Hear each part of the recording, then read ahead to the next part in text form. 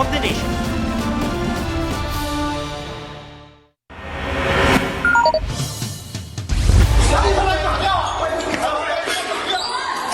Rumesbak ang lalaking yan at nanuntok ng 3 NBI agent na umaresto sa kapwa niya Chinese. Inireklamo ang inarestong Chinese dahil sa pagtago sa pasaporte ng iba para ipatubos. Pahirapan ang pag-aresto at pagposa sa nag-amok na dayuhan.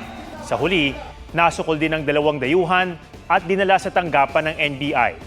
Naharap sila sa patong-patong na reklamo. Nakaamba ang pisong dagdag pasahe sa jeepney sa gitna ng malakiang taas presyo sa petrolyo.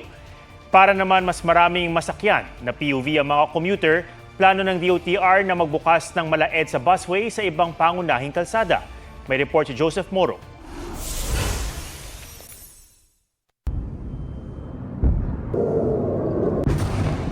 Hindi lang mapaminsala sa buhay at ari-arian ang panibagong hidwaan ng Israel at Iran. Dagok din ito sa presyon ng langis sa Pilipinas na inaangkat mula sa Middle East. Pinakamalaki ngayong taon ang taas presyo sa petrolyo ngayong araw. Umaaray tuloy ang mga tsuper. 2 piso bawat litro, dapat sa amin na yun eh. Nadagdag pa sa gasolina, sir.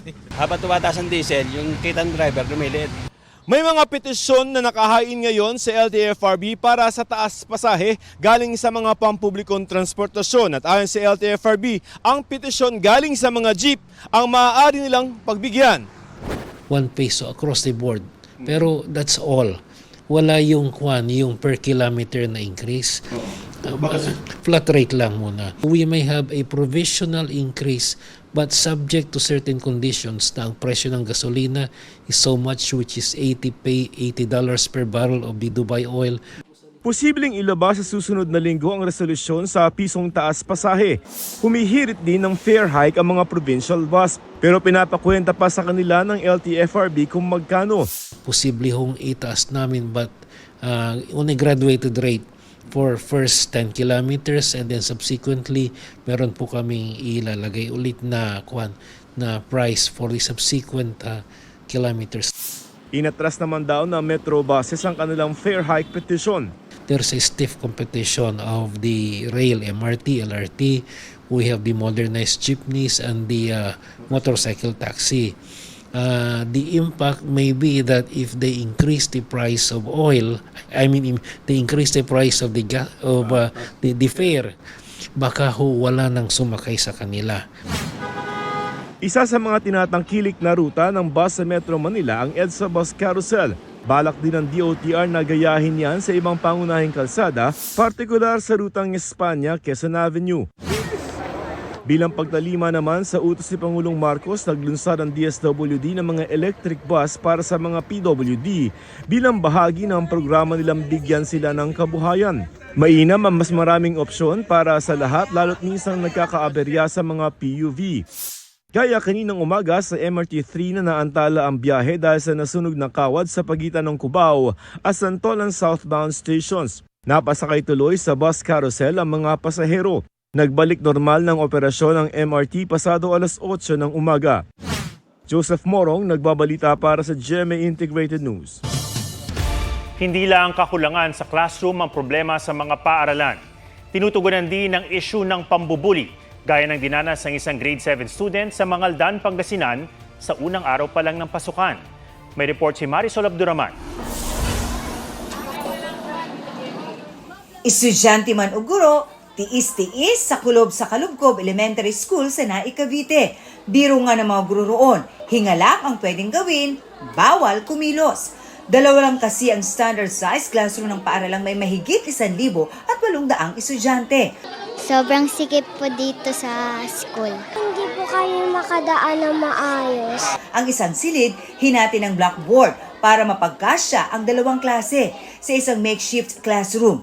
64 na grade 4 students ang pinagkasya. 70 naman ang nagsisiksikan sa kabila.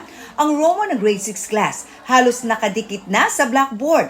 Halos lumabas naman na ng pintuan ang upuan ng iba. Halimbawa po, ang aming topic ay sa dance. Hindi ko rin po maituro sa kanila. Video na lang din po kasi wala nga po kaming space.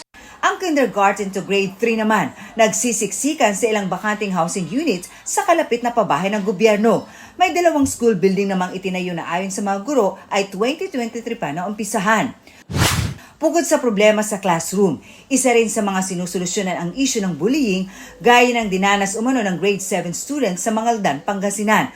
Napasugo ng kanyang ina sa paaralan matapos umuwing may pasa sa mata ang 12 anyos niyang anak kahapon. Durog na durog ako. Siyempre, excited siyang pumasok, ma'am. Tapos ilang oras pa lang niya dito sa loob ng school. Ganun ang nangyari. Kwento ng ina, nagsimula ito sa pang-aasar ng kaklase. Tumawag pa raw ang kaklase ng taga-ibang section at isa sa kanila ang sumuntok sa biktima. Takot na pong pumasok. Sinabi ko po sa kanya na wag po siyang matakot. Babantayan po namin siya kung maaari. Ang paaralan, hindi raw kinukonsinti ang pambubuli na kanila nang iniimbestigahan. Ipinatawag na ang mga magulang ng mga sangkot na estudyante.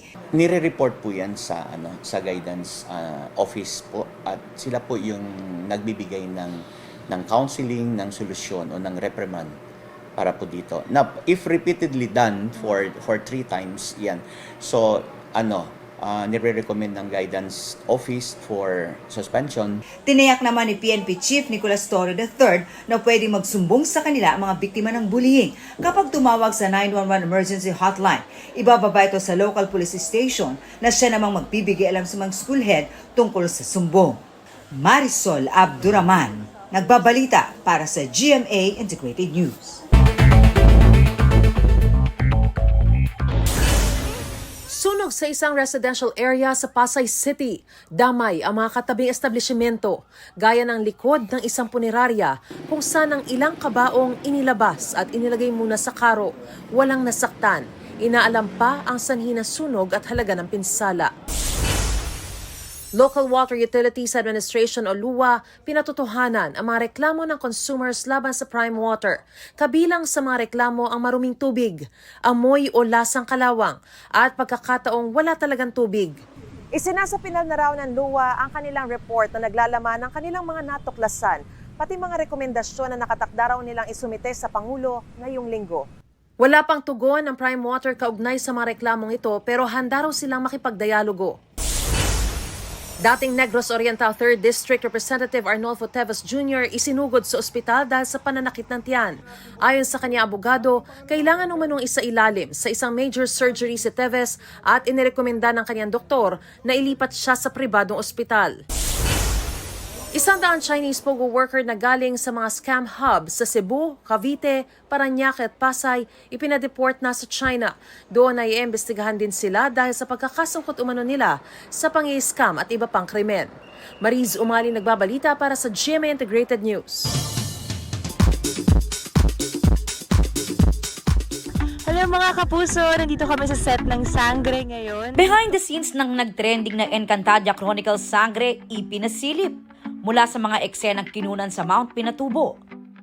Ang saya kasi parang it's a shared experience between us Sangres. Totoo, yung kabayong sasakyan natin, no? Hindi tayo magjo-joke this time. Hanggang sa kanilang kulitan at bonding sa set. Hindi pa yung kabayo ni competitive siya! Ang new gen Sangre na si Bianca Umali, proud sa world premiere ng biggest telefantasia ng GMA Prime. Ayon kay Sangre Terra, simula pa lang ito. Mainit na pinag-usapan sa social media ang pilot episode kagabi. Wala pa ngang 24 oras mula nang ipalabas, umabot na ito sa 18 million views and counting across all platforms. From one masterpiece to another, Barbie Forteza ay tinuturing na dream come true ang pagbida niya sa P77 na isang psychological horror film. I would consider this a career milestone. It's the kind of challenge na matagal ko nang hinahanap as an actor.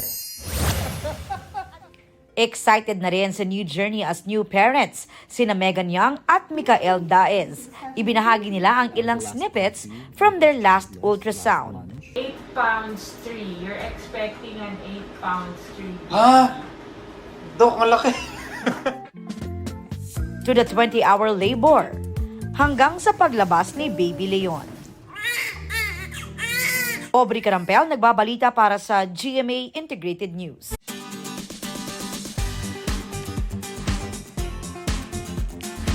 Ready or not ang atake ng isang first-time preschooler sa Bataan. Isang pangarap naman ng muling tinupad ng isang lalaki sa Cebu na sa edad na 18 nag-enroll sa grade 2 matapos mahinto para tulungan ng pamilya.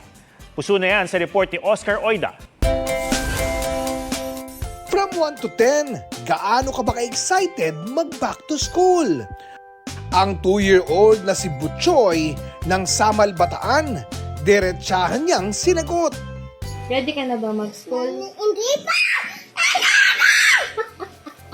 Pero kahit di pa raw ready pumasok, all smiles naman siya sa kanyang complete uniform with name tag pa. May pasayaw pa. Yan siya habang pine-perfect ang kanilang art activity. Hi guys! Ayon sa kanyang mami, mukhang nag-enjoy si Butchoy sa kanyang first day sa daycare. At ang favorite subject niya raw, recess. Sa Cebu, balik eskwela is real para sa estudyanteng si AJ Sumampong.